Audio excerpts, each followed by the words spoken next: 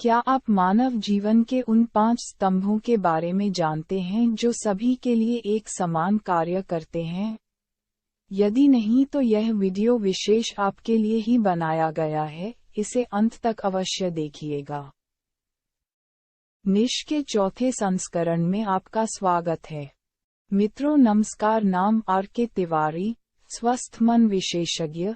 कई परिवारों को शारीरिक, मानसिक और आर्थिक स्वतंत्रता प्रदान करने के उपरांत आपके समक्ष पुनः उपस्थित हुआ हूँ एक नई जानकारी के साथ, जिससे संभवतः आपका जीवन पूर्ण रूप से बदलने में सक्षम हो जाएगा।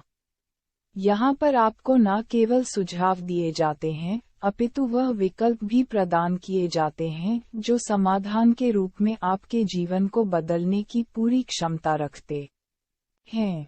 इसलिए इस चैनल को सदैव के लिए अपना बनाएं, सब्सक्राइब और बेल का बटन दबाएं। चलिए हम प्रारंभ करते हैं। हमारा मानव जीवन मूल रूप से 5 दिशाओं के लिए निर्मित किया गया है। इन 5 दिशाओं को 5 स्तंभों से समझा जा सकता है। संभवतः आपके मस्तिष्क में 5 तत्व आ सकते हैं। नहीं, ये नहीं है। ये 5 स्तंभ हैं। समान बौद्धिक स्तर, आपकी सेवाएं, वैचारिक स्वतंत्रता, उज्ज्वल भविष्य, वित्तीय स्वतंत्रता। केवल एक गुण ही इन सभी 5 स्तंभों को पूरी ताकत दे सकता है।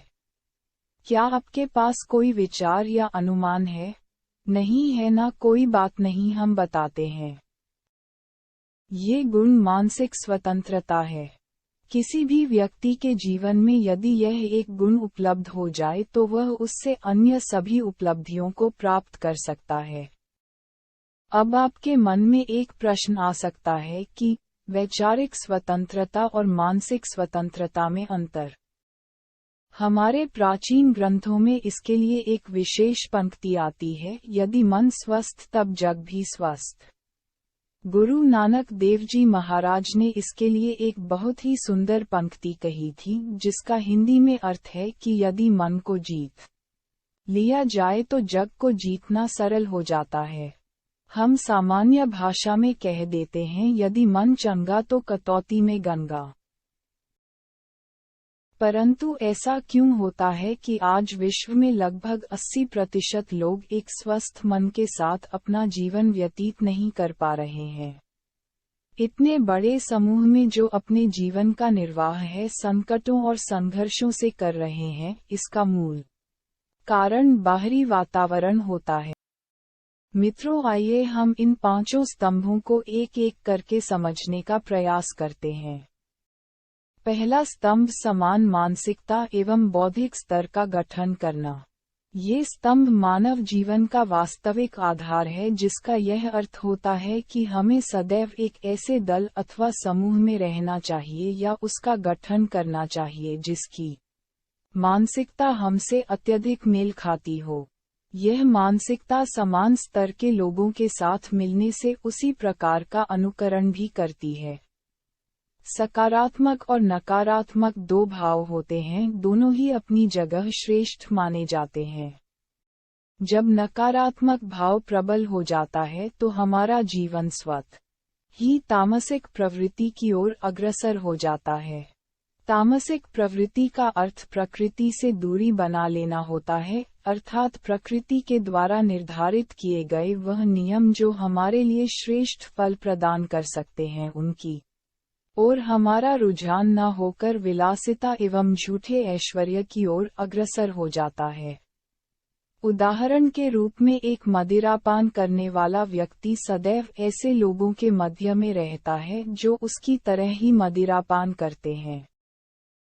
वहीं दूसरी ओर सकारात्मक भाव की प्रवृत्ति में प्रकृति द्वारा निर्धारित किए गए नियमों का अनुसरण करते हुए अपने जीवन को प्रगति के पथ पर लेकर जाना होता है।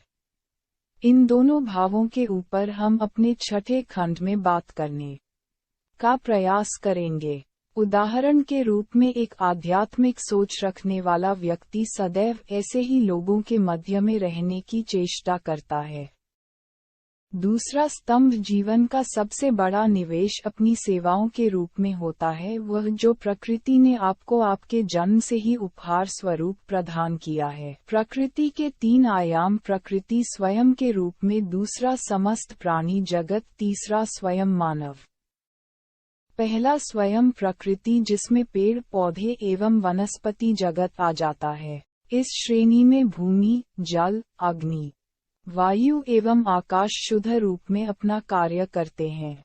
दूसरा प्रकृति की रचना के रूप में आता है, जिसमें सभी जीव जंतु, पशु पक्षी एवं छोटे बड़े कीटाणु सम्मिलित होते हैं।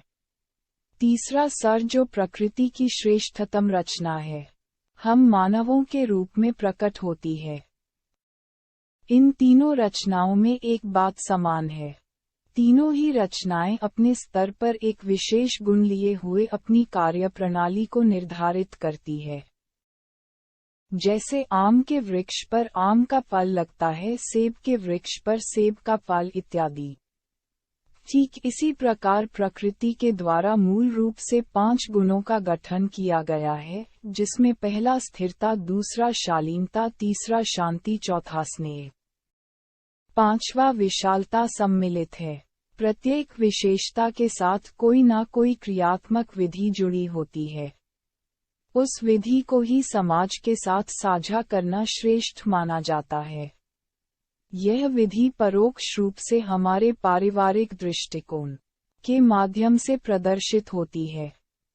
एक समाज में कई प्रकार के परिवार रहते हैं एवं प्रत्येक परिवार किसी न किसी विशेष सेवा को प्रदान कर रहा होता है। उसी सेवा को यदि हम समाज के साथ साझा करते हैं तो इसे प्रकृति के लिए मानव द्वारा प्रस्तुत किया गया खंड माना जाता है। तीसरा स्तंभ वैचारिक स्वतंत्रता की ओर संकेत करता है। जब प्रारंभ के 2 खंड स्पष्ट हो जाते हैं तो प्रकृति के द्वारा प्रदान किए गए विचारों को हम पुनः प्रकृति में समायोजित कर देते हैं। ऐसा करने से वह विचार अपने जैसे कई विचारों का सृजन कर देता है। उदाहरण के तौर पर यदि हम किसी भी फल अथवा फूल का बीज धरती में छिपा देते हैं तो वह अंकुरित होकर उस बीज की प्रकृति को एक स्वरूप प्रदान कर देता है।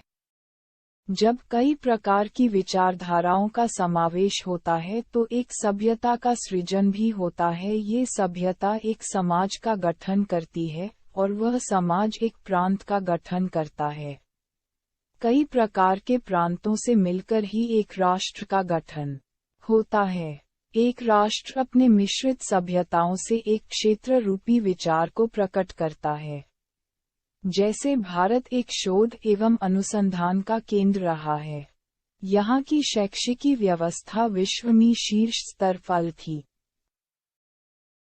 चौथा स्तंभ उज्ज्वल भविष्य के निर्माण के लिए सजग रहना, भूतकाल के अनुभवों को नवीनीकरण प्रदान करना एवं नवीन दिशाओं का सृजन करना उज्ज्वल भविष्य के निर्माण की ओर संकेत करता है।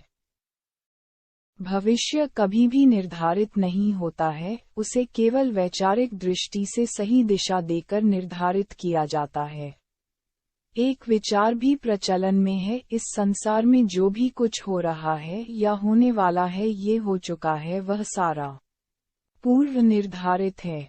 किंतु ये कथन पूर्ण रूप से सत्य नहीं है। भूतकाल अपना स्वरूप प्रदान करके जा चुका है, ये सत्य है। इस स्वरूप के माध्यम से वर्तमान चल रहा है, ये भी सत्य है, किंतु बदलते समय एवं परिवेश के मापदंड को समझते हुए भविष्य का निर्माण वर्तमान में ही किया जाता है। उचित समय अवधि आने पर वह निर्माण एक स्वरूप के रूप में प्रकट होता है। भविष्य केवल और केवल कल्पना एवं स्वप्न का एक बिंदु होता है। भविष्य वैसा ही होता है जैसा वर्तमान में हमारे विचार चल रहे होते हैं। भविष्य का निर्माण हमें अपने विचारों के शुद्धिकरण से करना चाहिए। विचारों का शुद्धिकरण तत्वों के शुद्धिकरण से संभव हो सकता है, किंतु यदि हम नियमों का पालन करना प्रारंभ कर दें तो फिर शुद्धिकरण संभव हो सकता है।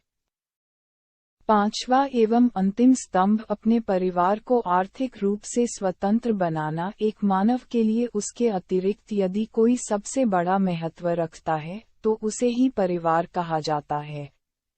प्रत्येक व्यक्ति को अपने परिवार के लिए उन सभी दायित्वों का ध्यान रखना पड़ता है जो उसकी क्षमता एवं कौशल से कार्यान्वित हो सके। प्रत्येक परिवार जन किसी न किसी स्तर पर परिवार में एक पद धारण करता है। उस पद की गरिमा पदवी से बढ़ती है जिसमें उसके पद के अंतर्गत निर्धारित किए गए कर्म आते हैं।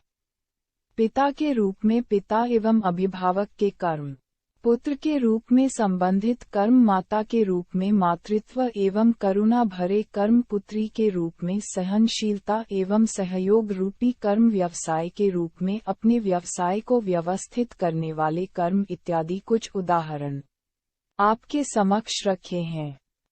इन पांचों स्तंभों का केवल एक समाधान वर्तमान परिवेश को देखते हुए जिसका नाम है, जिसकी जानकारी आपको अगले अध्याय में मिलेगी।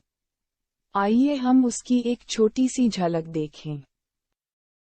क्या आप जानते हैं कि जीवन का सबसे बड़ा निवेश किस प्रकार किया जाता है? यदि नहीं तो यह वीडियो आपके लिए ही है जो आपको ये बताएगा कि निवेश क्या, कैसे, किस प्रकार से और कहां पर करना श्रेष्ठ होता है। साथियों, आपने इस वीडियो को यहाँ तक देखा, इसका ये स्पष्ट अर्थ है कि आप अपने जीवन के प्रति सतर्क हैं एवं नवीनता की प्राप्ति करना चाहते हैं। तो हम मिलते हैं अगले अध्याय में, तब तक के लिए नमस्कार। क्या आप मानव जीवन